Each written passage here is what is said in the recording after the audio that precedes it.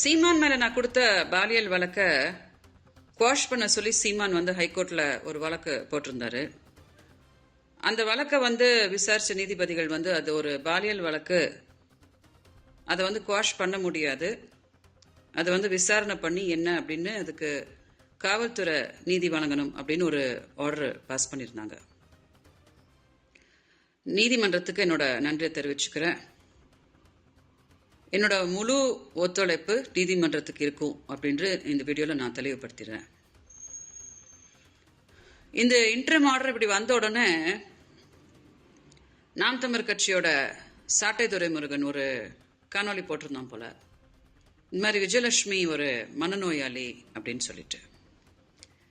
நாம் தமிழர் கட்சியில யாராவது சோறு திங்கிறவங்க இருந்தா, அதாவது சோறு அப்படின்னு திங்கிறவங்க இருந்தா, இந்த கேவல பிடிச்ச கேஸ்ல வந்து சீமானுக்கு யாருமே வக்காலத்து வாங்க மாட்டாங்க.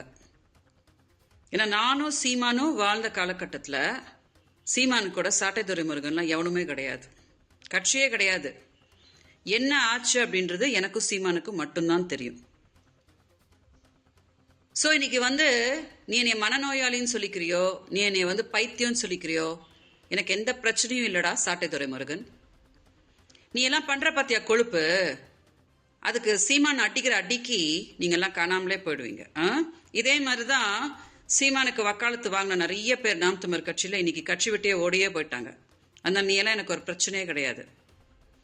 இது ஒரு நேர்மையான கேஸ், எல்லாத்தையுமே நான் நேர்மையா தான் சொல்லியிருக்கேன், எல்லாத்துக்கும் ப்ரூஃப் சப்மிட் பண்ணியிருக்கேன்.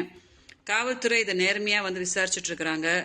என்னன்றத நீதிமன்றம் வந்து எனக்கு வந்து நீதி கொடுக்கும். ஏன்னா சீமானை காப்பாற்ற வேண்டிய அவசியமே எனக்கு கிடையாது. நீங்களாம் இருக்கீங்க இல்லையா, கொழுப்பு புடிச்சுன்னு நீங்களாம் கூட இருக்கிறீங்க இல்லையா, நீங்களே காப்பாத்திக்கோங்க.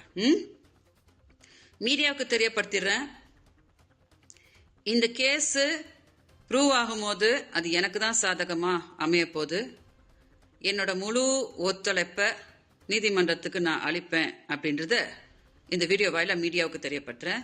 தயவு செஞ்சு இதை டெலிகாஸ்ட் பண்ணுங்க, ஏன்னா மக்களுக்கும் இந்த விஷயம் ரீச் ஆகணும்.